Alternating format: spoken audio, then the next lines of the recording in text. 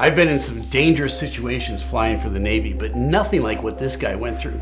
During the first Gulf War, an Air Force pilot was hit by a surface-to-air missile. Let's break down what happened and his decision to eject from his airplane.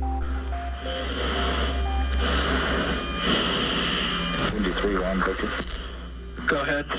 Roger, you heading towards Hopper Albertine? Negative. Right now we're going straight towards the border, the closest border. You've got I've got the nearest divert for you, Hopper Albertine for 134. Is that what you got? Yeah, I got it. I'm not going to make it. Okay, let me set up what's going on here. The call signs are what throws people off a little bit, but the main airplane here is BEN53. That's the call sign they're going by. BEN53 is a big airplane on your screen with the red letters on it. He's been hit by a surface-to-air missile. He's getting a little bit of power out of his engine, but it's malfunctioning, and he's probably drifting down at this point. He's looking to get back to friendly territory. He's out over enemy waters. I think he's got 50 or 60 miles to go to get to friendly territory. He's not sure he's going to make it. He's been joined up on his wing by his wingman, who's in BEN53. BEN53, who's doing most of the talking. And there's a third player in this, which would be an AWACS airplane. It's basically a airborne communication platform that has radar and everything else that gives these guys vectors and gives them the big picture of where bad guys are coming from and how to get back to their base and all of that. So those are the three main players. And then BEN53 and BEN53 are going to talk back and forth to each other, kind of like a couple of bros, sort of encouraging each other. Hey, man, you can make it. You can do it. So here we go. Why not? I won't make it there. I'm looking to get across and get out. Is there something wrong still? This is all I can get, man. Mac, I'm going to go a little bit. I'm going less than max range. I guess I should go max endurance. Okay, so he's now talking to his wingman, and he's saying, look, this is all I can get out of this engine. I'm still getting a little bit of power, but not enough to make it any sort of distance or safely back to my field. And so he talks about the difference between two different components, max range and max endurance. Max range is an airspeed that a pilot would figure he has to go to get the farthest distance. So if his priority is to get back to friendly territory, he might want to go max range. He's also now looking at the fact that the guys that are going to come out and help him, the helicopters and the rescue aircraft, they might need some time to get set up to get going and get out there. So he's making the decision maybe to go max endurance, which is what's the longest time I can stay airborne.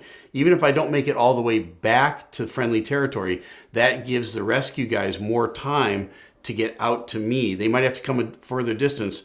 I might not make it as far, but they get more time to get set up. So he's going back and forth between those two calculations. This is getting pretty tense. What's your FPIT and RPM rate? Okay, my FPIT is 870, RPM's 94. I'm just not getting any thrust. Oil pressure's at 40. So he's explaining to his wingman what's going on with his engine. And you Air Force guys help me out, because I was a Navy guy, so I'm not sure exactly what FPIT means. But they're going back and forth with what the situation is on the airplane and making a calculation of whether they can make it or not. Okay, let me come back and look at you again, okay? Cool. Dude, I'm going to punch my tanks off so I can stay with you, all right? Cool. What's your gas rate, dude? 46. And 53 is friendly, north 4. You're leaking tons of fluid and it looks like gas. That's why I'm wondering what your gas is. Okay, so you've been hit by a surface-to-air missile. You don't think you're going to make it back to friendly territory. The bad guys are out there looking for you.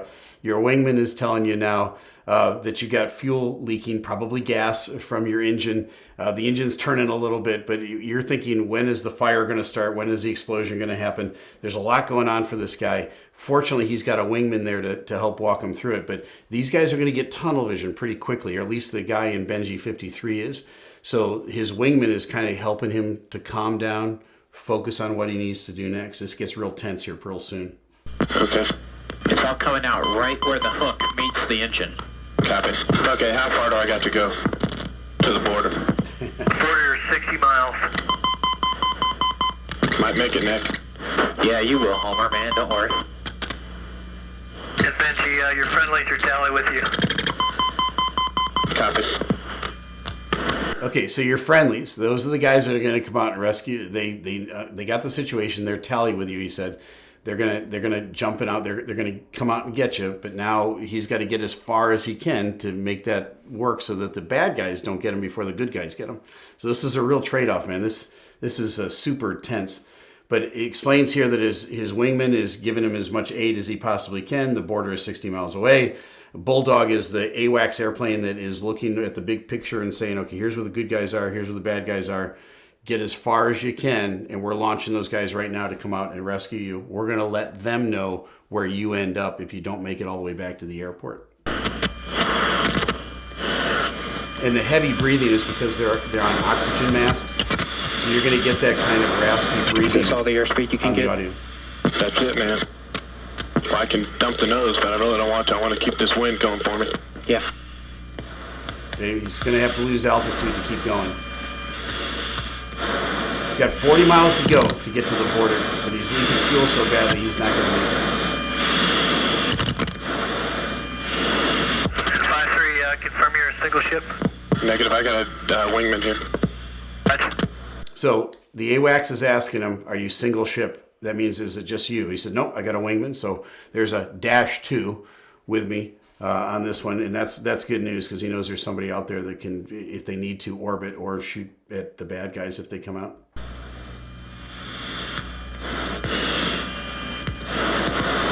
You know, Spikey, if you need some more lift, you might want to throw your flaps down. 5-3, border's 55 miles. Copy. So he's still got 55 miles for a to little go. while now. Okay. Roger.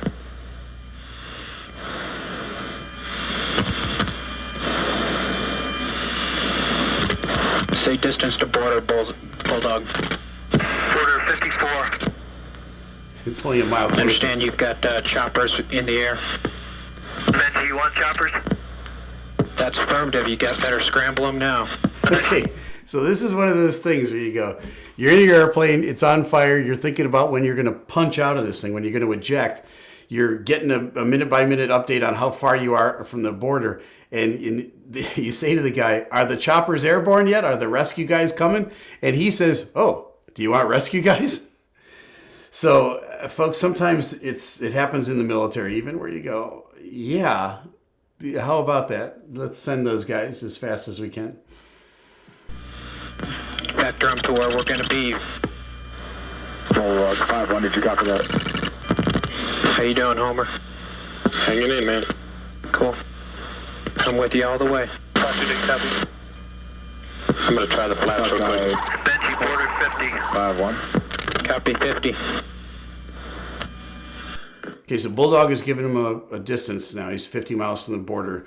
I love the way that these two guys, the wingman and BEN53, are talking back and forth to each other. It's like a couple of dudes, you know. It's like, hey, man, it's cool. You know, he says, I think I'm going to try that flap thing you suggested. So he's going to put the flaps out to get a little bit more lift out of his wings. He's also going to get more drag, so he's going to have to descend. But it's a trade-off. He wants to stay airborne as long as he can, so that these choppers that just now got called for have time to make it to him. Bulldog, Benji. Benji, go ahead. Copy. Understand that this border area is pretty clear with threats. That's firm. I'll check, though, for you. Check, please. Yeah, check, Flaps up a please. little bit, homie. Cool. My AOA's down a little bit. And 5-3, we're checking for you. Okay. Okay, that's a good idea. How about everybody do their job? Go. Anything we can do to help? Say again. Anything I can do to help? You might want to get on the tanker, get some gas, and be able to help with SAR. Okay. 5-3, border 44.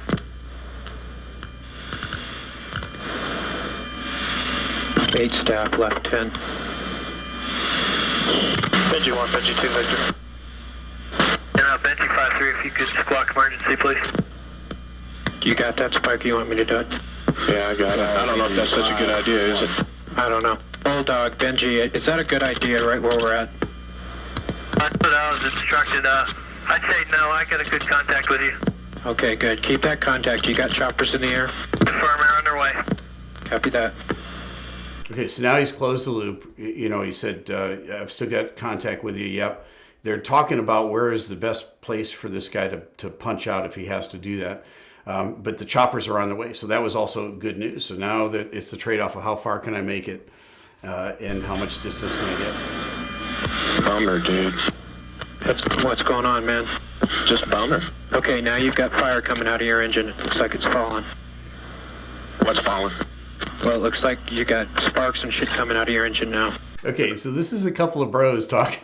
It's really comical, actually. These guys are probably more relaxed than you would think they would be, but they're just talking to each other on kind of that frat boy level. And his wingman is telling him, "Hey, things are getting worse back here. You got sparks coming out of your engine now, and they're descending. They're like falling off. So the gas that's leaking out is lighting up on fire, and it's falling off the back of your airplane." So anytime you hear fire as a pilot, that's like, all right, I got to get out of here. Okay. Bulldog?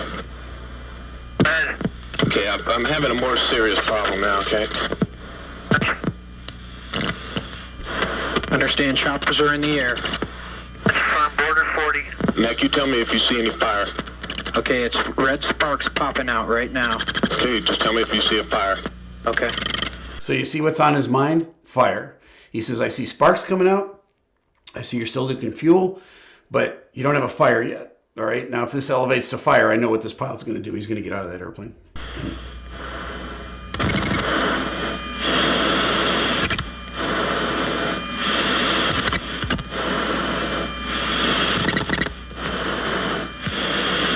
Stay with it, dude. Okay, you're on. I'm getting out. Okay, you're on fire. 37. Okay, if you hear that noise, that's the ejection seat. That's the last thing you hear from his airplane transmitting. But as soon as he hears the word fire, he's like, "I'm out of here." All right, and that's exactly what I would do. At this point, you go, "We're not messing with this anymore." And now he becomes part of the club of pilots that have more takeoffs than landings. And I've flown with a few of those guys at the airlines, mostly Vietnam era guys, that took off and they ejected somewhere in flight and they got more takeoffs than they have landings. It's a small, exclusive club. Bulldog, we've got him out. We've got him out. He's out of the...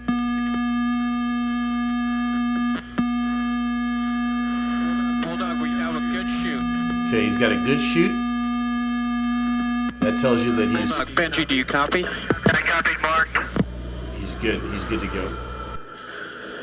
So now the total recap on this thing was, here's what happened. They didn't know how his engine failed. He did get hit by a surface-to-air missile. He had been shot out by somebody on the ground. The rescue helicopter eventually picks this guy up. I think it was an hour to 2 hours later when they finally found him, and he was like within an hour of getting caught by the enemy. So they're tracking where the enemy is, and they're trying to come and find this guy as well. But fortunately, the good guys got to him before the bad guys did. Well, now you know. I'm Commander Steeeve. Fly safe. Hey, before you punch out of this video, hit the subscribe button and become Commander Steeve's new best friend.